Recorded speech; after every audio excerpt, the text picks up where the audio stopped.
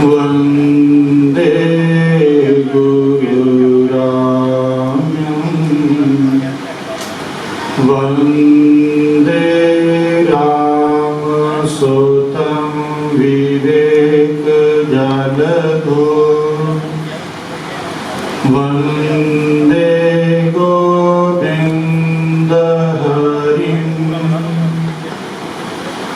वंदे श्रीहरराय नन्दकुवरं वंदे गुरुराम्यं वंदे सिंहगोविन्दबोधेयमले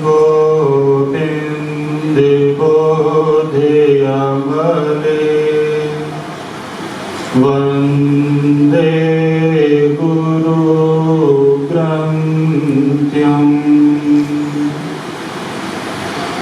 गौरी की मूरत मन में ध्यान गुरु के शब्द मंत्र मन मान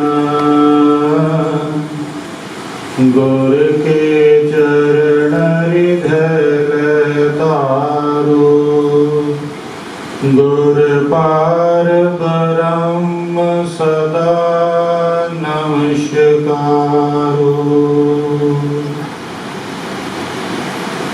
तन तन शब्द अवतार चबर छतर तखत दे मालिक ज्ञान स्वरूप बोहित स्वरूप धन धन साहिब श्री गुरु ग्रंथ साहिब जी सतगुरां दी हजूरी विखे विराजमान परम सत्कारयोग संत बाबा हरचरण सिंह जी नानकसर कुटिया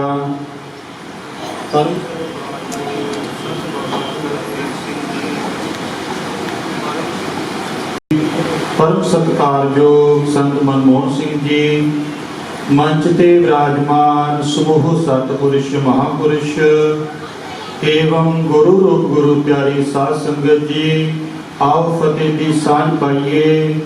वाहिगुरु जी का खालसा वाहिगुरु जी की फतेह। याही काज धरा हम जन्मं समझ लिहो साधु सब मनमं धर्म चलावन संत उबारन दुष्ट सबन को मूल उपार। साध संगत जी अज आपां सारे ही परम सत्कारयोग संत बाबा करमवीर सिंह जी दे उतम उपराला परम सत्कारयोग श्रोत्रिया ब्रह्मनिष्ठ धन धन बाबा श्री चंद्र महाराज जी के अवतार दिहाड़े नूं जन्म दिहाड़े नूं मनाउण वास्ते एकत्रित हुए। जदों आपां इहो जिहे सतपुरुषां दा अवतारी पुरुषां दा महापुरुषां दा जीवन देखदे हां तां जदों साडे ग्रंथकार शास्त्रकार विचार करदे हन 6 प्रकार दे अवतार मन्ने जांदे। सब तो पहला नित अवतार फिर निमित्त अवतार अंशावतार आवेशावतार पूर्ण अवतार अते पूर्णतम अवतार। नित अवतार कहते हैं जिहड़े सतपुरुष हन महापुरुष हन गुरमुख पुरुष हन। जिस प्रकार असीं संसार दे विच देखते हाँ कि कोई व्यक्ति अपना बहुत सुंदर मकान बनाउंदा है बहुत सुंदर बगीचा बनाउंदा है पर आप जदों विदेश जाता है या किसी दूसरे शहर के विच जाता है दूसरी जगह ते जाता है अपनी उस बनाए हुए बगीचे की देख रेख वास्ते उस उत्थे किसी ना किसी व्यक्ति नूं नियुक्त करके जाता है कि मेरे जान तो बादा भी ये जिहड़ा बगीचा है इसी तरह सुंदर बनिया रहे नहीं तो ये बगीचा जिहड़ा है तैश नैश हो जाएगा बेकार हो जाएगा बर्बाद हो जाएगा। उस बगीचे नूं उस रूप दे विच रखण वास्ते वो व्यक्ति उत्थे किसी ना किसी व्यक्ति नूं नियुक्त करता है। इसी तरह ही वो परम पिता परमात्मा अकाल पुरख इस संसार के समय समय ते अवतार धारण करके आउंदा है। पर जदों वो परम पिता इस संसार दे विच अवतार धारण करके आउंदा है ਤਾਂ ਜਾਣ ਲੱਗਿਆਂ ਇਸ ਸੰਸਾਰ ਦੇ ਵਿੱਚ ਗੁਰਮੁਖ ਪੁਰਸ਼ਾਂ ਨੂੰ, ਸਤਿਪੁਰਸ਼ਾਂ ਨੂੰ, ਮਹਾਂਪੁਰਸ਼ਾਂ ਨੂੰ ਨਿਸ਼ਚਿਤ ਕਰਕੇ ਜਾਂਦਾ ਹੈ ਕਿ ਇਹ ਗੁਰਮੁਖ ਪਿਆਰੇ ਸਤਿਪੁਰਸ਼, ਮਹਾਂਪੁਰਸ਼ ਸਮੇਂ-ਸਮੇਂ ਦੇ ਉੱਤੇ ਸੰਸਾਰ ਨੂੰ ਸੇਧ ਦੇਣਗੇ। ਅਵਤਾਰ ਆਉਂਦਾ ਕਿਸ ਵਾਸਤੇ ਹੈ, ਅਵਤਾਰ ਹੁੰਦਾ ਕਿਸ ਵਾਸਤੇ ਹੈ? ਦਸ਼ਮੇਸ਼ ਪਿਤਾ ਜੀ ਨੇ ਆਪਣੀ ਰਚਨਾ ਤੋਂ ਖੁਦ ਉਚਾਰਨ ਕੀਤਾ ਹੈ कि याही काज धरा हम जन्म। कहते ਜਿਹੜੇ अवतार ਹਨ ਉਹ किस वास्ते जन्म धारण करते हैं, किस वास्ते अवतार धारण करते हैं? मुख अवतार के 3 कारण। याही काज धरा हम जन्मम, समझ लिहो साधु सब मनमन, धर्म चलावन। सब तो पहला सतपुरुष, महापुरुष, गुरु पीर अवतार जदों धारण करते हैं ਤਾਂ ਉਹ ਧਰਮ ਦੀ ਸਥਾਪਨਾ ਕਰਦੇ। ਦੂਸਰੇ ਨੰਬਰ ਤੇ ਸਤਿਪੁਰਸ਼ਾਂ ਦੀ, ਗੁਰਮੁਖ ਪੁਰਸ਼ਾਂ ਦੀ, ਮਹਾਂਪੁਰਸ਼ਾਂ ਦੀ ਰੱਖਿਆ ਕਰਦੇ ਹਨ ਅਤੇ ਤੀਸਰੇ ਨੰਬਰ ਤੇ ਜਿਹੜੇ ਦੁਸ਼ਟ ਲੋਕ ਹਨ ਉਹਨਾਂ ਦਾ ਸੰਘਾਰ ਕਰਦੇ। ਇਹ ਕਿਸ ਵਾਸਤੇ ਕਰਦੇ ਹਨ? ਕਿਉਂਕਿ ਪਰਮ ਪਿਤਾ ਪਰਮਾਤਮਾ ਅਕਾਲ ਪੁਰਖ ਨੇ ਇਹ ਸ੍ਰਿਸ਼ਟੀ ਬਣਾਈ ਹੈ, ਇਹ ਰਚਨਾ ਬਣਾਈ ਹੈ। इस रचना नूं चलाउण वास्ते उस परमात्मा ने कुछ मर्यादा, कुछ ढंग, कुछ तरीके बनाए हैं कि जिहड़ा जीव इस ढंग के अनुसार जीवन जिउंदा है, इस मर्यादा च रह करके जीवन जिउंदा है, उसका जीवन धर्म के अनुसार मन्निया जाता है कि यह व्यक्ति धार्मिक है।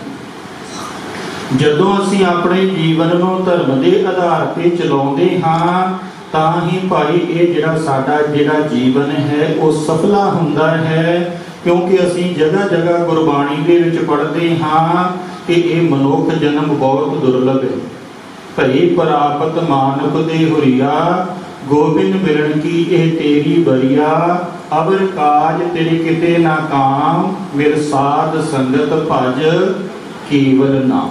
ਅਸੀਂ ਇਹ ਸੰਸਾਰ ਤੇ ਕੇਵਲ ਤਾਂ ਕੇਵਲ ਨਾਮ ਜਪਣ ਆਏ ਹਾਂ। ਉਹ ਪਰਮ ਪਿਤਾ ਪਰਮਾਤਮਾ ਆ ਕਰਕੇ ਸਾਨੂੰ ਇਸ ਸੰਸਾਰ ਦੇ ਵਿੱਚ ਧਰਮ ਦੇ ਵਿੱਚ ਦ੍ਰਿੜ ਕਰਦਾ ਹੈ। ਧਰਮ ਦੇ ਵਿੱਚ ਦ੍ਰਿੜ ਸਾਨੂੰ ਕੀ ਕਰਦੇ ਹਨ? ਸਾਰੇ ਧਰਮਾਂ ਤੋਂ ਸ੍ਰੇਸ਼ਟ ਧਰਮ ਕੀ ਹੈ? ਸਰਵ ਧਰਮ ਮਹਿ ਸ੍ਰੇਸ਼ਟ ਧਰਮ, ਹਰਿ ਕੋ ਨਾਮ ਜਪ ਨਿਰਮਲ ਕਰ। ਕਹਿੰਦੇ ਸਾਰਿਆਂ ਧਰਮਾਂ ਦੇ ਨਾਲੋਂ ਸ੍ਰੇਸ਼ਟ ਧਰਮ ਕੀ ਹੈ? कि उस परम पिता परमात्मा अकाल पुरख वाहिगुरु के नाम का जाप करना, परमेश्वर की बंदगी करनी, सिमरन करना। पर उहदे शर्त की है? निर्मल कर। जिहड़े साडे कर्म हन वो निर्मल होने चाहिए हैं। साडे कर्म निर्मल कदों होणगे? जदों असीं धर्म के मार्ग ते चलांगे, अपने आप नूं धर्म के अनुसार ढालांगे। जिवें जिवें असीं धर्म के मार्ग ते चलांगे ਤਾਂ ਹੀ ਇਹ ਜਿਹੜਾ ਸਾਡਾ ਮਨੁੱਖ ਜਨਮ ਹੈ ਉਹ ਸਫਲ ਹੋਵੇਗਾ। ਇਸੇ ਵਾਸਤੇ ਹੀ ਗੁਰੂ ਪੀਰ ਅਵਤਾਰ ਧਾਰਨ ਕਰਕੇ ਆਉਂਦੇ। ਜਦੋਂ ਅਸੀਂ ਉਸ ਸਮੇਂ ਦਾ ਸਮਾਂ ਦੇਖਦੇ ਹਾਂ, ਮੌਕਾ ਦੇਖਦੇ ਹਾਂ, ਜਿਸ ਦੇ ਬਾਰੇ ਸਤਿਗੁਰੂ ਪਾਤਸ਼ਾਹ ਜੀ ਕਿਰਪਾ ਕਰਦੇ ਹਨ। ਕਲ ਕਾਤੀ ਰਾਜੇ ਕਾ ਸਾਈ, ਧਰਮ ਪੰਖ ਕਰ ਉੱਡ ਲਿਆ। ਕਹਿੰਦੇ ਇਹੋ ਜਿਹੇ ਕਸਾਈ ਰਾਜੇ ਉਸ ਸਮੇਂ ਪੈਦਾ ਹੋ ਗਏ कि जिहड़ा धर्म सी, जिस तरह पक्षी अपने खंभां दे द्वारा उडारी मार जाता है, संसार दे विचों ये धर्म इस प्रकार उडारी मार गया सी। अरसार संसार दे विच पापाचार, अत्याचार, दुराचार फैल चुका सी। लोकां दा जिहड़ा जीवन जिउणा सी बहुत मुश्किल हो गया सी। जिहड़े धार्मिक व्यक्ति सन, धर्म ते चलना चाहुंदे सन, ਉਹਨਾਂ ਦਾ ਉਸ ਸਮੇਂ ਦਾ ਜਦੋਂ ਅਸੀਂ ਜੀਵਨ ਦੇਖਦੇ ਹਾਂ ਕਿ ਉਹਨਾਂ ਲੋਕਾਂ ਦਾ ਜੀਉਣਾ ਬਹੁਤ ਮੁਸ਼ਕਲ ਹੋ ਗਿਆ ਸੀ। ਐਸੇ ਸਮੇਂ ਦੇ ਉੱਤੇ ਜਦੋਂ ਕਹਿੰਦੇ ਇਸ ਸੰਸਾਰ ਦੇ ਵਿੱਚ ਧਰਤੀ ਨੇ ਪੁਕਾਰ ਕੀਤੀ ਤਾਂ ਉਸ ਪਰਮ ਪਿਤਾ ਪਰਮਾਤਮਾ ਅਕਾਲ ਪੁਰਖ ਵਾਹਿਗੁਰੂ ਨੇ ਆਪ ਖੁਦ ਅਵਤਾਰ ਧਾਰਨ ਕੀਤਾ। ਆਪ ਨਾਰਾਇਣ ਕਲਾ ਧਾਰ, ਜਗ ਮੈਂ ਪਰਵਰਿਓ, ਨਿਰੰਕਾਰ ਆਕਾਰ, ਜੋਤ ਜਗ ਮੰਡਲ ਕਰਿਓ। ਧੰਨ ਧੰਨ ਸਾਹਿਬ ਸ੍ਰੀ ਗੁਰੂ ਨਾਨਕ ਪਾਤਸ਼ਾਹ ਜੀ ਨੇ ਅਵਤਾਰ ਧਾਰਨ ਕੀਤਾ। ਧੰਨ ਧੰਨ ਸਾਹਿਬ ਸ੍ਰੀ ਗੁਰੂ ਨਾਨਕ ਪਾਤਸ਼ਾਹ ਜੀ ਦੇ ਅਵਤਾਰ ਧਾਰਨ ਦੇ ਨਾਲ ਇਸ ਸੰਸਾਰ ਦੇ ਵਿੱਚ ਧਰਮ ਦੀ ਸਥਾਪਨਾ ਹੋਈ ਅਤੇ ਸਤਿਪੁਰਸ਼ਾਂ ਦੀ ਰਕਸ਼ਾ ਹੋਈ ਅਤੇ ਦੁਸ਼ਟ ਪੁਰਸ਼ਾਂ ਦਾ ਨਾਸ਼ ਹੋਇਆ। ਧੰਨ ਧੰਨ ਸਾਹਿਬ ਸ੍ਰੀ ਗੁਰੂ ਨਾਨਕ ਪਾਤਸ਼ਾਹ ਜੀ ਦੇ ਗ੍ਰਹਿ ਵਿਖੇ ਧੰਨ ਧੰਨ ਸੰਤ ਬਾਬਾ ਸ਼੍ਰੀ ਚੰਦਰ ਜੀ ਨੇ ਅਵਤਾਰ ਧਾਰਨ ਕੀਤਾ। ਭਾਦਰੋਂ ਸੁਦੀ ਨੌਮੀ 1552 ਬਿਕਰਵੀ। ਕਹਿੰਦੇ ਜਦੋਂ ਧੰਨ ਧੰਨ ਬਾਬਾ ਸ਼੍ਰੀ ਚੰਦਰ ਜੀ ਨੇ ਅਵਤਾਰ ਧਾਰਨ ਕੀਤਾ, ਅਸੀਂ ਸਾਰੇ ਹੀ ਉਹਨਾਂ ਸਾਖੀਆਂ ਤੋਂ ਪਰਿਚਿਤ ਹਾਂ, ਇਤਿਹਾਸ ਤੋਂ ਪਰਿਚਿਤ ਹਾਂ ਕਿ ਬਾਬਾ ਜੀ ਦੇ ਕਹਿੰਦੇ ਪੈਦਾ ਹੁੰਦਿਆਂ ਸਾਰ ਹੀ ਕੰਨ ਦੇ ਵਿੱਚ ਮਾਸ ਦਾ ਮੁਦਰਾ ਸੀ, ਸਰੀਰ ਦੇ ਉੱਤੇ ਵਿਭੂਤੀ ਦੇ ਚਿੰਨ੍ਹ ਸਨ। ਜਿਵੇਂ ਜਿਵੇਂ ਬਾਬਾ ਜੀ ਕਹਿੰਦੇ ਆਪਣੀ ਅਵਸਥਾ ਦੇ ਵਿੱਚ ਬਾਲਪਨ ਵੱਲ ਜਾਂਦੇ ਹਨ, ਬਾਲਕਪਨ ਦੇ ਵਿੱਚ ਬਾਬਾ ਜੀ ਨੇ ਅਨੇਕ ਪ੍ਰਕਾਰ ਦੇ ਕੌਤਕ ਕੀਤੇ, ਅਨੇਕ ਪ੍ਰਕਾਰ ਦੀਆਂ ਲੀਲਾ ਕੀਤੀਆਂ, ਜਿਸ ਦੇ ਵਿੱਚੋਂ ਅਸੀਂ ਅਨੇਕ ਪ੍ਰਕਾਰ ਦੇ ਦ੍ਰਿਸ਼ਟਾਂਤ ਪ੍ਰਮਾਣ ਪੜ੍ਹਦੇ ਹਾਂ ਕਿ ਜਦੋਂ ਕੋਈ ਕਹਿੰਦੇ ਫਕੀਰ ਭਿਕਸ਼ਾ ਲੈਣ ਵਾਸਤੇ ਆਇਆ, ਬਾਬਾ ਜੀ ਅੰਦਰ ਗਏ, ਅੰਦਰੋਂ ਛੋਲਿਆਂ ਦੀ ਮੁੱਠ ਲਿਆ ਕਰਕੇ ਪਾਈ, ਜਦੋਂ ਉਸ ਦੇ ਬਰਤਨ ਦੇ ਵਿੱਚ ਪਾਈ ਤਾਂ ਹੀਰੇ ਮੋਤੀ ਬਣ ਗਏ। ਇਸੇ ਤਰ੍ਹਾਂ ਹੀ ਦ੍ਰਿਸ਼ਟਾਂਤ ਆਉਂਦਾ ਹੈ ਬਾਲ ਲੀਲਾ ਦਾ ਕਿ ਬਾਬਾ ਜੀ ਬਚਪਨ ਦੇ ਵਿੱਚ ਸਮਾਧੀ ਲਗਾ ਕਰਕੇ ਬੈਠ ਗਏ ਜੰਗਲ ਵਿੱਚ ਸਿਮਰਨ ਕਰਨ ਵਾਸਤੇ। ਜਦੋਂ ਜਾ ਕਰਕੇ ਜੰਗਲ ਦੇ ਵਿੱਚ ਸਿਮਰਨ ਕਰ ਰਹੇ ਹਨ, ਸਮਾਧੀ ਦੇ ਵਿੱਚ ਲੀਨ ਹਨ, ਤਾਂ ਬਾਬਾ ਜੀ ਦੇ ਦੋਨੋਂ ਪਾਸੇ ਆ ਕਰਕੇ ਇੱਕ ਸ਼ੇਰ ਉੱਧਰ ਬੈਠ ਗਿਆ, ਇੱਕ ਸ਼ੇਰ ਉੱਧਰ ਬੈਠ ਗਿਆ। ਸੰਗਤਾਂ ਦਰਸ਼ਨ ਕਰਕੇ ਨਿਹਾਲ ਹੋ ਗਈਆਂ ਕਿ ਇਹ ਕੋਈ ਅਵਤਾਰੀ ਪੁਰਸ਼ ਹੈ।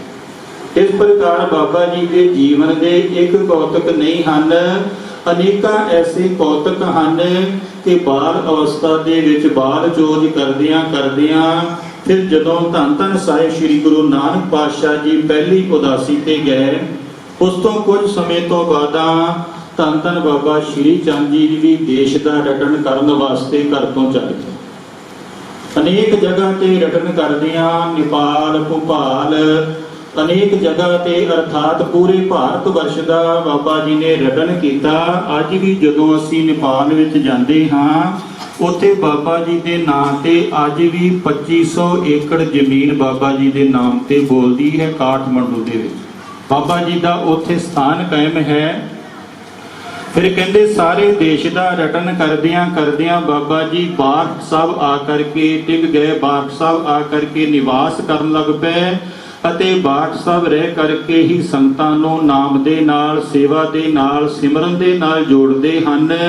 ਉਸ ਪ੍ਰਭੂ ਦੀ ਰਜ਼ਾ ਦੇ ਵਿੱਚ ਰਹਿਣ ਦੀ ਆਗਿਆ ਕਰਦੇ ਹਨ ਕਿ ਭਾਈ ਇਹ ਜਿਹੜਾ ਸਾਡਾ ਜੀਵਨ ਹੈ ਇਹ ਬਹੁਤ ਦੁਰਲਭ ਹੈ, ਇਹ ਜਿਹੜਾ ਮਨੁੱਖ ਜਨਮ ਹੈ ਇਹ ਬਹੁਤ ਦੁਰਲਭ ਹੈ, ਬਾਰ-ਬਾਰ ਨਹੀਂ ਮਿਲਣਾ। ਇਹ ਜਿਹੜਾ ਸਾਨੂੰ ਮਨੁੱਖ ਜਨਮ ਰੂਪੀ ਮੌਕਾ ਮਿਲਿਆ ਹੈ, ਅਵਸਰ ਮਿਲਿਆ ਹੈ, ਇਹ ਬਾਰ-ਬਾਰ ਨਹੀਂ ਮਿਲਣਾ। ਬਾਠ ਸਾਹਿਬ ਦੇ ਵਿੱਚ ਹੀ ਇਤਿਹਾਸ ਦੇ ਵਿੱਚ ਪ੍ਰਮਾਣ ਆਉਂਦੇ ਹਨ ਕਿ ਧੰਨ ਧੰਨ ਸ੍ਰੀ ਗੁਰੂ ਅੰਗਦ ਪਾਤਸ਼ਾਹ ਜੀ ਬਾਬਾ ਜੀ ਦੇ ਕੋਲ ਗਏ, ਆਪਸ ਦੇ ਵਿੱਚ ਅਨੇਕ ਪ੍ਰਕਾਰ ਦੀਆਂ ਗਿਆਨ ਗੋਸ਼ਟਾਂ ਹੋਈਆਂ। ਉਸ ਤੋਂ ਬਾਅਦਾਂ ਧੰਨ ਧੰਨ ਸ੍ਰੀ ਗੁਰੂ ਅਮਰਦਾਸ ਜੀ ਬਾਬਾ ਜੀ ਦੇ ਕੋਲ ਬਾਠ ਸਾਹਿਬ ਗਏ। ਜਦੋਂ ਧੰਨ ਧੰਨ ਸ੍ਰੀ ਗੁਰੂ ਅਮਰਦਾਸ ਜੀ ਸਮੇਤ ਪਰਿਵਾਰ ਬਾਬਾ ਜੀ ਦੇ ਕੋਲ ਬੈਠੇ, ਆਪਸ ਦੇ ਵਿੱਚ ਗਿਆਨ ਗੋਸ਼ਟ ਹੋ ਰਹੀ ਸੀ, ਤਾਂ ਕਹਿੰਦੇ ਬਾਬਾ ਸ਼੍ਰੀ ਚੰਦ ਜੀ ਨੇ ਧੰਨ ਧੰਨ ਸ੍ਰੀ ਗੁਰੂ ਅਮਰਦਾਸ ਜੀ ਨੂੰ ਕਿਹਾ ਕਿ ਇਹ ਜਿਹੜਾ ਤੁਹਾਡਾ ਸਪੁੱਤਰ ਮੋਹਣ ਹੈ ਇਹ ਸਾਨੂੰ ਦੇ ਦਿਓ।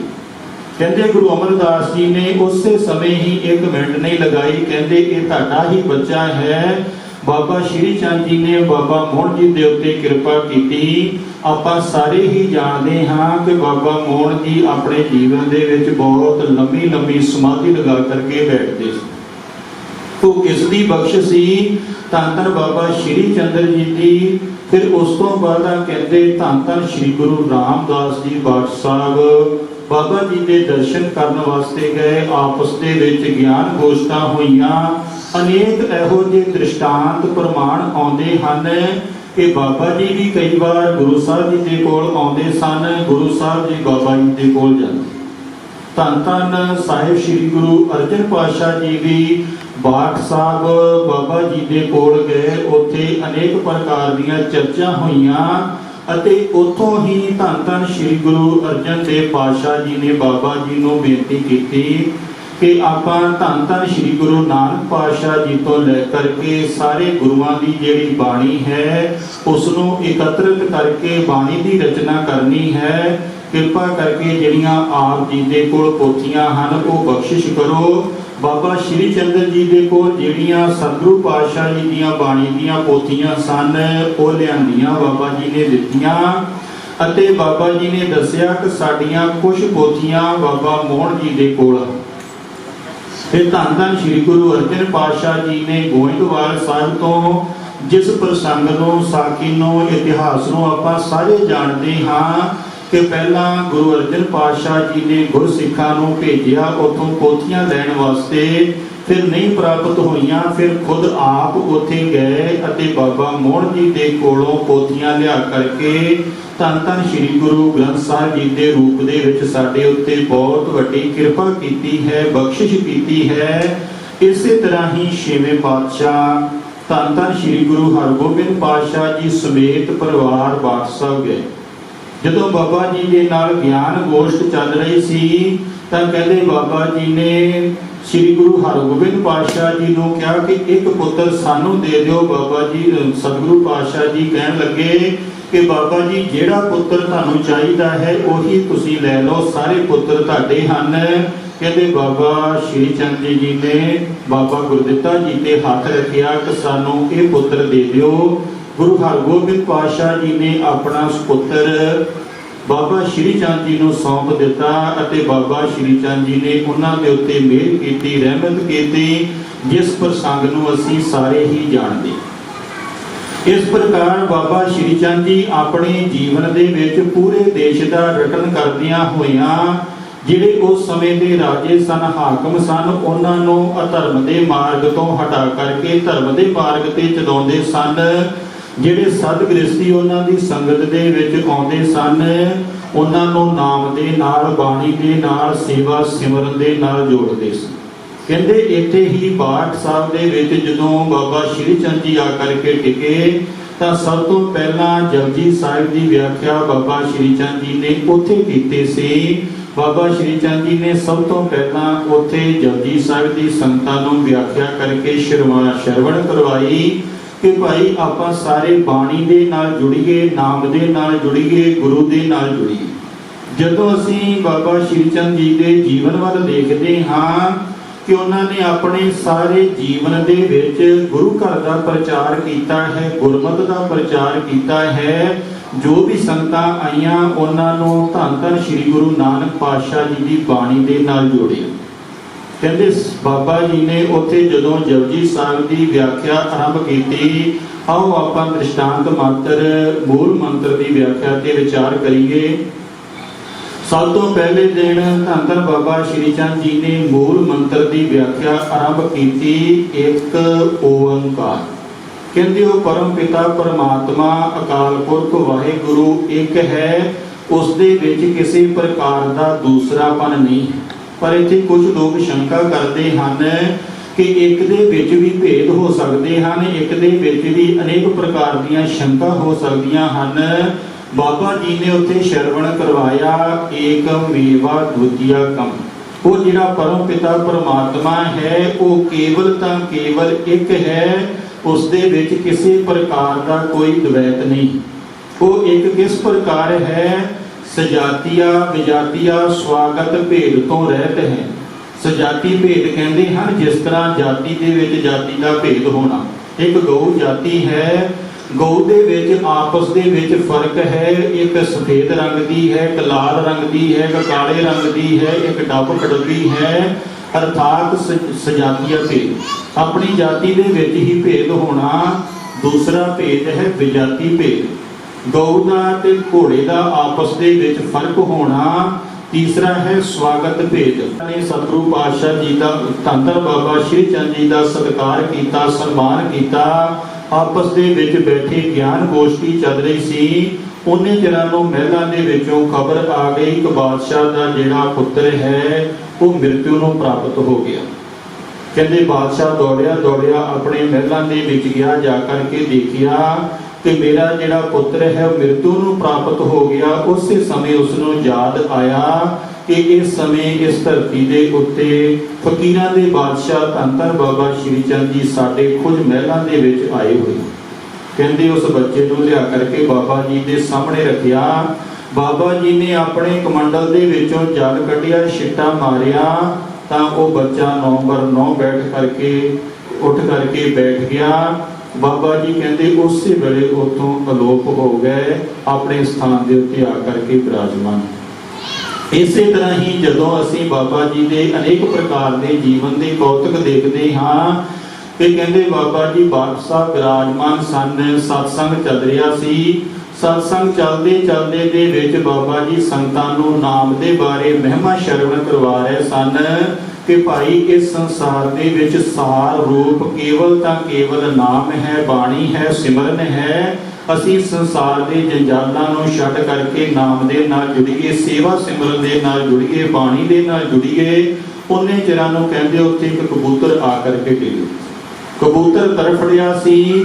ਬਾਬਾ ਧਰਮ ਚੰਦ ਜੀ ਦੇ ਪੁੱਤਰ ਬਾਬਾ ਮੇਹਰ ਚੰਦ ਜੀ ਨੇ ਜਦੋਂ ਇਹ ਘਟਨਾ ਦੇਖੀ, ਕਹਿੰਦੇ ਉਹਨਾਂ ਦਾ ਦੇਖ ਕਰਕੇ ਜਿਹੜਾ ਹਿਰਦੇ ਸੀ ਉਹ ਦਇਆ ਦੇ ਵਿੱਚ ਆ ਗਿਆ। ਦਇਆ ਦੇ ਵਿੱਚ ਆ ਕਰਕੇ ਇਹ ਬਚਨ ਕੀਤਾ ਕਿ ਜਿਸ ਵਿਅਕਤੀ ਨੇ ਇਸ ਕਬੂਤਰ ਨੂੰ ਇਹ ਹਾਲਤ ਦੇ ਵਿੱਚ ਪਹੁੰਚਾਇਆ ਹੈ ਉਸ ਦੀ ਵੀ ਇਹੀ ਹਾਲਤ ਹੋ ਜਾਵੇਗੀ। ਕਹਿੰਦੇ ਉਹਨਾਂ ਦੇ ਬਚਨ ਕਰਨ ਦੀ ਦੇਰ ਸੀ ਕਿ ਉਹਨੇ ਚਿਰਾਂ ਨੂੰ ਮਹਿਲਾਂ ਦੇ ਵਿੱਚੋਂ ਸੰਦੇਸ਼ਾ ਆ ਗਿਆ ਕਿ ਆਪਣੇ ਮਹਿਲਾਂ ਦੇ ਵਿੱਚ ਜਿਹੜਾ ਬੱਚਾ ਹੈ ਉਹ ਬਹੁਤ ਤੜਫ ਰਿਹਾ ਹੈ। ਬਾਬਾ ਮੇਹਰ ਚੰਦ ਜੀ ਦਾ ਬੱਚਾ ਤੜਫਣ ਲੱਗ ਪਿਆ, ਇੰਨੀ ਦਰਦ ਹੋਣੀ ਸ਼ੁਰੂ ਹੋ ਗਈ, ਕਿਸੇ ਨੂੰ ਸਮਝ ਨਹੀਂ ਆ ਰਹੀ। ਜਦੋਂ ਬਾਬਾ ਮੇਹਰ ਚੰਦ ਜੀ ਘਰ ਦੇ ਵਿੱਚ ਆਏ, ਆ ਕਰਕੇ ਦੇਖਿਆ ਅੰਤਰ ਧਿਆਨ ਹੋ ਕਰਕੇ ਕਿ ਇਸੇ ਬੱਚੇ ਨੇ ਉਸ ਕਬੂਤਰ ਨੂੰ ਗਲੇਲਾ ਮਾਰ ਕਰਕੇ ਇਹ ਹਾਲਤ ਕੀਤੀ ਸੀ। ਕਹਿੰਦੇ ਸਾਡੇ ਬਜ਼ੁਰਗਾਂ ਨੇ ਵੀ, ਸਾਡੇ ਵੱਡ ਵਡੇਰਿਆਂ ਨੇ ਵੀ ਉਸੇ ਸਮੇਂ ਹੀ ਜਿਹੜਾ ਹੈਗਾ ਹਿਸਾਬ ਕਿਤਾਬ ਕਰਨਾ ਧਰਮ ਰਾਜੇ ਦੇ ਨਾਲ ਕਬੂਲ ਕੀਤਾ ਸੀ। ਉਸੇ ਸਮੇਂ ਕਹਿੰਦੇ ਬਾਬਾ ਲక్ష్ਮੀ ਚੰਦ ਜੀ ਚਲੇ ਗਏ ਸਨ ਆਪਣਾ ਲੇਖਾ ਦੇਣ ਵਾਸਤੇ। ਜਦੋਂ ਬਾਬਾ ਸ਼੍ਰੀ ਚੰਦ ਜੀ ਨੇ ਕਿਹਾ ਸੀ ਹਿਰਨ ਦਾ ਸ਼ਿਕਾਰ ਕਰਦਿਆਂ ਕਿ ਭਾਈ ਜੋ ਕੁਝ ਤੁਸੀਂ ਕਰ ਰਹੇ ਹੋ ਇਸ ਦਾ ਫਲ ਆਪਾਂ ਨੂੰ ਭੋਗਣਾ ਪਵੇਗਾ, ਹਿਸਾਬ ਕਿਤਾਬ ਆਪ ਨੂੰ ਦੇਣਾ ਪਵੇਗਾ। ਕਹਿੰਦੇ ਬਾਬਾ ਲక్ష్ਮੀ ਚੰਦ ਜੀ ਉਸੇ ਵੇਲੇ ਹੀ ਆਪਣੀ ਧਰਮ ਪਤਨੀ ਅਤੇ ਸੁਪੁੱਤਰ ਧਰਮ ਚੰਦ ਜੀ ਨੂੰ ਨਾਲ ਲੈ ਕਰਕੇ ਹਿਸਾਬ ਕਿਤਾਬ ਦੇਣ ਵਾਸਤੇ ਚੱਲ ਗਏ ਸਨ। ਅਤੇ ਜਦੋਂ ਬਾਬਾ ਸ਼੍ਰੀ ਚੰਦ ਜੀ ਨੇ ਆਪਣੇ ਭਤੀਜੇ ਨੂੰ ਵਾਪਸ ਲਿਆਂਦਾ ਅਤੇ ਫਿਰ ਆਪਣੀ ਜਿਹੜੀ ਕੁੱਲ ਦੀ ਸੀ ਉਸ ਮਰਿਆਦਾ ਨੂੰ ਰੱਖੀ। ਕਹਿੰਦੇ ਸਾਡੇ ਘਰ ਦਾ, ਸਾਡੇ ਪਰਿਵਾਰ ਦਾ ਅਸੀਂ ਧੰਨ ਧੰਨ ਸ੍ਰੀ ਗੁਰੂ ਨਾਨਕ ਪਾਤਸ਼ਾਹ ਜੀ ਦੀ ਅੰਸ਼ ਬੰਸ ਦੇ ਵਿੱਚੋਂ ਹਾਂ ਅਤੇ ਅਸੀਂ ਕਿਸੇ ਦਾ ਹਿਸਾਬ ਕਿਤਾਬ ਕੋਲ ਨਹੀਂ ਰੱਖਦੇ। ਜੋ ਇਸ ਬੱਚੇ ਨੇ ਕਰਮ ਕੀਤਾ ਹੈ ਉਸ ਦਾ ਫਲ ਇਸ ਨੂੰ ਭੋਗਣਾ ਪਵੇਗਾ।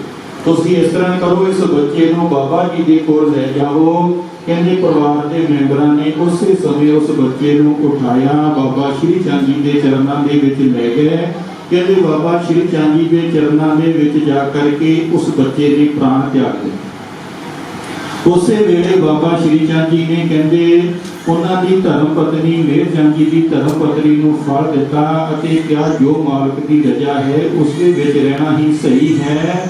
ਕਹਿੰਦੇ ਬਾਬਾ ਜੀ ਨੇ ਉਸ ਦੀ ਝੋਲੀ ਦੇ ਵਿੱਚ ਫਲ ਪਾ ਦਿੱਤਾ। 1 ਸਾਲ ਦੇ ਬਾਅਦ ਫਿਰ ਉਹਨਾਂ ਦੇ ਘਰ ਦੇ ਵਿੱਚ ਬੱਚਾ ਹੋਇਆ ਅਤੇ ਫਿਰ ਉਹਨਾਂ ਨੇ ਆਪਣੇ ਬੱਚੇ ਨੂੰ ਸਤ ਮਾਰਗ ਦੇ, ਧਰਮ ਦੇ ਮਾਰਗ ਤੇ, ਪ੍ਰਚਾਰ ਦੇ ਮਾਰਗ ਦੇ ਉੱਤੇ ਚਲਾਇਆ। ਇਸ ਵਾਸਤੇ ਬਾਬਾ ਸ਼੍ਰੀ ਚੰਦ ਜੀ ਨੇ ਦੂਸਰਿਆਂ ਦੇ ਉੱਤੇ ਪਰਉਪਕਾਰ ਤਾਂ ਕੀਤਾ, ਪਰ ਜਦੋਂ ਆਪਣੇ ਘਰ ਦੇ ਵਿੱਚ ਇਹੋ ਜਿਹੀ ਘਟਨਾ ਆਈ ਉਸ ਬੱਚੇ ਨੂੰ ਜਿਉਂਦਿਆਂ ਨਹੀਂ ਕੀਤਾ। ਕਿਹਾ ਕਿ ਜੋ ਪਰਮੇਸ਼ਰ ਦੀ ਰਜ਼ਾ ਹੈ ਉਸ ਰਜ਼ਾ ਦੇ ਵਿੱਚ ਰਹਿਣਾ ਹੀ ਸਹੀ ਹੈ।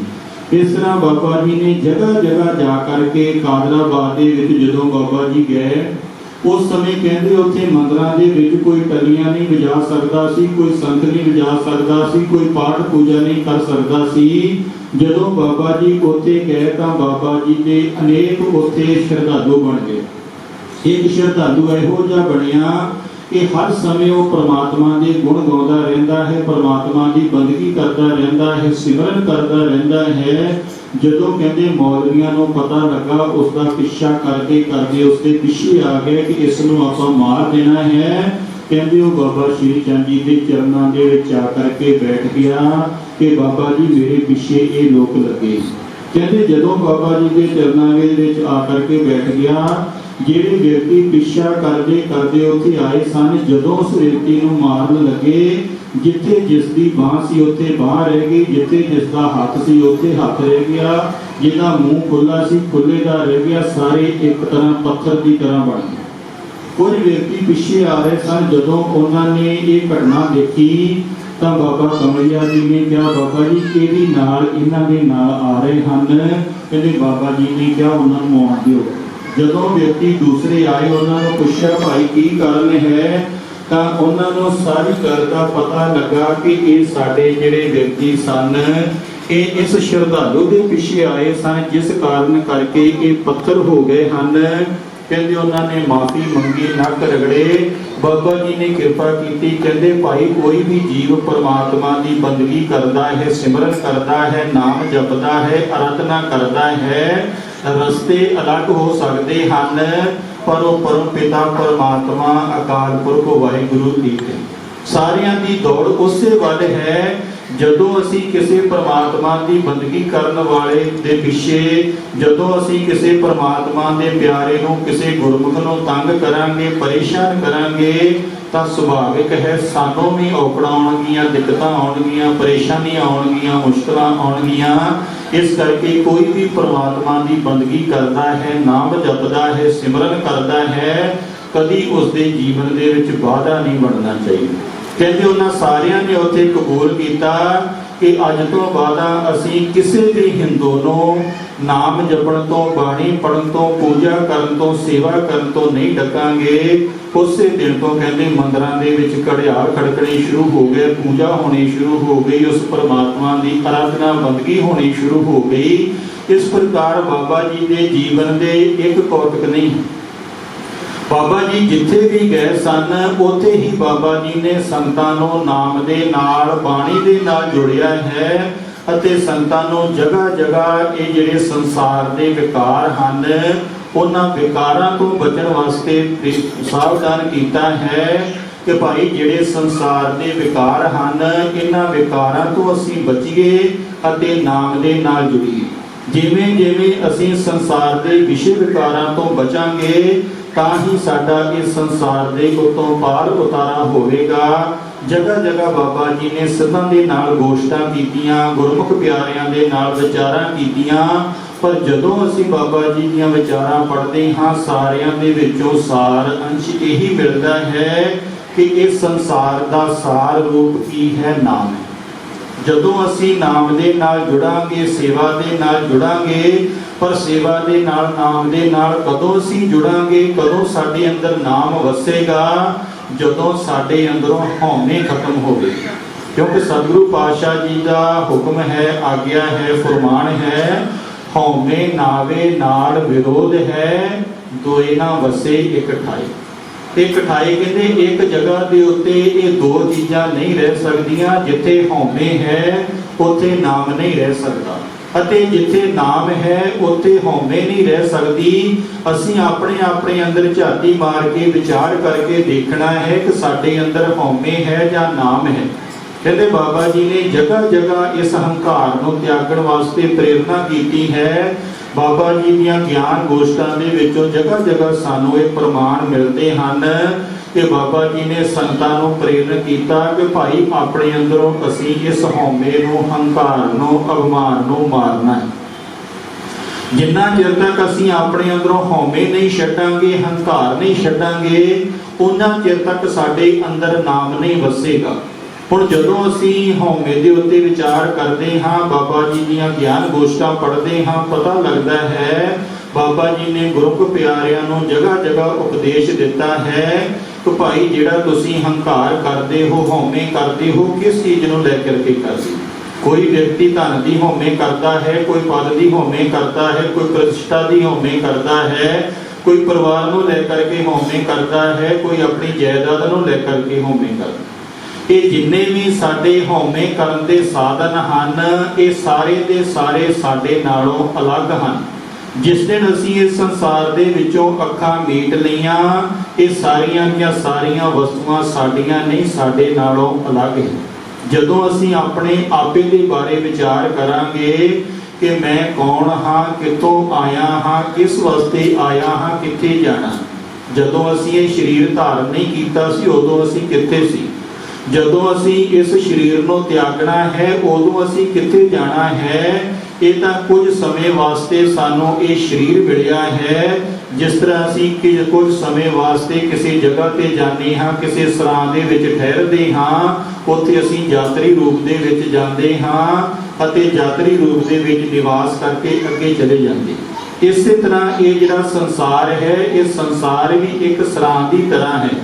इस संसार सराय में कौन किसी का मीत, आज मिले कर चल बसे झूठी जगत की प्रीत। जिस तरह असी किसी सरां दे विच जा करके ठहरते हाँ, 1-2 दिन 4 दिन ठहर करके अगे चले जाते हाँ, इसी तरह ही भाई असी इस शरीर नूं धारण कीता है। जिस दिन इस संसार दे विचों अखां मीट लईआं, ये सारे दा सारा साडे वास्ते एक सुपना है। फिर असी जिहड़ी हंकार करते हाँ, हौमे करते हाँ, मैं करते हाँ, इस मैं दे विच मेरा इस संसार दे विच कुछ भी नहीं। क्योंकि जदों ये शरीर ही मेरा नहीं है, ये शरीर ही मैं नहीं हाँ, ये शरीर के पिछे रहने वाली जिहड़ी जीव आत्मा है वो मेरा निज स्वरूप है, जिसके बारे सतगुरु पातशाह जी कृपा करते हैं। मन तो जोत स्वरूप है अपना मूल पहचान। साडा वास्तविक स्वरूप की है? जोत स्वरूप है, प्रकाश स्वरूप है। उस जोत स्वरूप को असी जानना है, जोत स्वरूप को पहचानना है। ये शरीर के जिन्ने भी नाते रिश्ते संबंध हैं, ये उन्ना चिर तक है जिन्ना चिर तक ये शरीर है।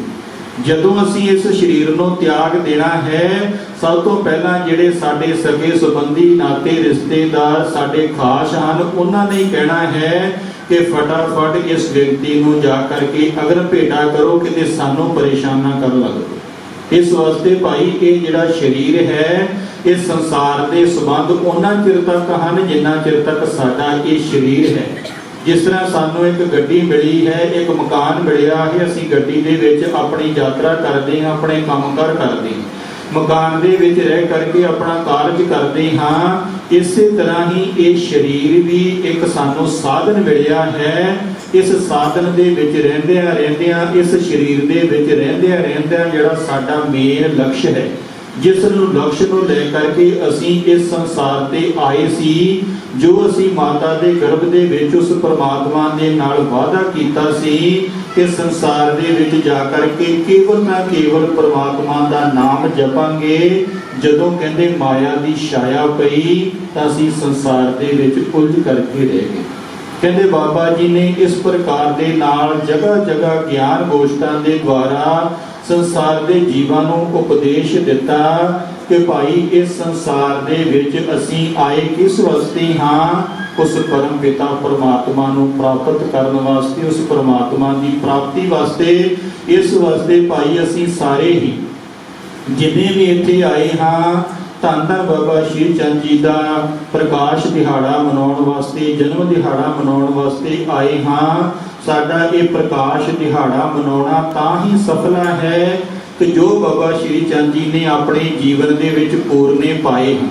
जिस मार्ग ते चल करके बाबा जी ने अपने जीवन दे विच सानू बाणी दा, नाम दा, सेवा सिमरन दा उपदेश दिता है, असी अपने जीवन दे विच नाम दे नाल, बाणी दे नाल, सेवा सिमरन दे नाल जुड़ीए तां ही साडे ये दिहाड़े मनाउणे सफले हन कि असी दरगाह दे विच जा करके सच्चा मुख लै करके जा सकीए कि जो सानू सतगुरु पातशाह जी ने, जो बाबा श्री चंद जी ने उपदेश बख्शे सन, उन्हां उपदेशां नूं अपने जीवन दे विच उतारीए, अपने जीवन दे विच अपनाईए, अपने जीवन दे विच सेवा सिमरन सत्संग परोपकार नूं अपनाईए, जिस दे द्वारा साडा ये जिहड़ा जीवन है वो सफल हो सके। इन्हां शब्दां दे नाल ही समुची साध संगत जी नूं धन धन बाबा श्री चंद जी के प्रकाश दिहाड़े ते लख लख बधाइयां। सतगुरु पातशाह जी दया करन, बाबा जी रहमत करन, कृपा करन कि आपां सारे ही उस परमात्मा दे लड़ लगीए, उस परमात्मा दे सिमरन दे विच लगीए, सेवा दे विच लगीए, जिस दे द्वारा साडा ये जीवन सफल हो सके। सो साडे परम सत्कारयोग संत बाबा करमवीर सिंह जी, संत बाबा मनमोहन सिंह जी, जिन्हां दा एडा वड्डा ये उद्यम उपराला है ਕਿ ਆਪਾਂ ਸਤਿਗੁਰੂ ਪਾਤਸ਼ਾਹ ਜੀ ਦੇ ਚਰਨਾਂ ਦੇ ਵਿੱਚ ਬੈਠ ਕਰਕੇ ਸਤਿਗੁਰੂ ਪਾਤਸ਼ਾਹ ਜੀ ਦੀ ਗੋਦ ਦਾ ਨਿੱਘਾ ਆਨੰਦ ਮਾਣ ਰਹੇ ਹਾਂ ਅਤੇ ਨਾਲ ਹੀ ਸਾਨੂੰ ਇਹ ਸੁਭਾਗ ਪ੍ਰਾਪਤ ਹੋ ਰਿਹਾ ਹੈ ਕਿ ਧੰਨ ਧੰਨ ਸ੍ਰੀ ਗੁਰੂ ਨਾਨਕ ਪਾਤਸ਼ਾਹ ਜੀ ਦੀ ਅੰਸ਼ ਵੰਸ਼ ਬੇਦੀ ਵੰਸ਼ ਦੇ ਵਿੱਚੋਂ ਬਾਬਾ ਜੀ ਨੇ ਏਡਾ ਵੱਡਾ ਉਪਰਾਲਾ ਕੀਤਾ ਹੈ। ਕਿਉਂਕਿ ਜਦੋਂ ਅਸੀਂ ਇਸ ਵੰਸ਼ ਦੇ ਦਰਸ਼ਨ ਕਰਦੇ ਹਾਂ ਤਾਂ ਸੁਭਾਵਿਕ ਹੈ ਸਾਡੇ ਮਨ ਦੇ ਵਿੱਚ ਧੰਨ ਧੰਨ ਸ੍ਰੀ ਗੁਰੂ ਨਾਨਕ ਪਾਤਸ਼ਾਹ ਜੀ ਦਾ, ਧੰਨ ਧੰਨ ਬਾਬਾ ਸ਼੍ਰੀ ਚੰਦ ਜੀ ਦਾ ਪ੍ਰੇਮ ਉਮੜਦਾ ਹੈ ਕਿ ਸਤਿਗੁਰੂ ਪਾਤਸ਼ਾਹ ਜੀ ਨੇ ਸਾਡੇ ਉੱਤੇ ਕਿੰਨੀਆਂ ਕਿੰਨੀਆਂ ਵੱਡੀਆਂ ਰਹਿਮਤਾਂ ਕੀਤੀਆਂ ਹਨ, ਕਿਰਪਾ ਕੀਤੀਆਂ ਹਨ, ਬਖਸ਼ਾਂ ਕੀਤੀਆਂ ਹਨ, ਜਿਨ੍ਹਾਂ ਦਾ ਅਸੀਂ ਕਦੀ ਵੀ ਦੇਣ ਨਹੀਂ ਦੇ ਸਕਦੇ। ਸੋ ਪਰਮ ਸਤਿਕਾਰਯੋਗ ਸੰਤ ਬਾਬਾ ਹਰਚਰਨ ਸਿੰਘ ਜੀ, ਜਿਨ੍ਹਾਂ ਨੇ ਬਾਬਾ ਪਰਮ ਸਤਿਕਾਰਯੋਗ ਸੰਤ ਬਾਬਾ ਕਰਮਵੀਰ ਸਿੰਘ ਜੀ, ਜਿਨ੍ਹਾਂ ਨੇ ਆਪ ਸੰਤਾਂ ਦੇ ਦਰਸ਼ਨ ਕਰਨ ਦਾ ਇਹ ਮੌਕਾ ਬਖਸ਼ਿਆ, ਮਹਾਂਪੁਰਸ਼ਾਂ ਦਾ ਬਹੁਤ ਬਹੁਤ ਧੰਨਵਾਦੀ ਹਾਂ। ਇਹਨਾਂ ਸ਼ਬਦਾਂ ਦੇ ਨਾਲ ਹੀ ਦਾਸ ਖਿਮਾ ਦਾ ਜਾਚਕ ਹੈ। ਵਾਹਿਗੁਰੂ ਜੀ ਕਾ ਖਾਲਸਾ, ਵਾਹਿਗੁਰੂ ਜੀ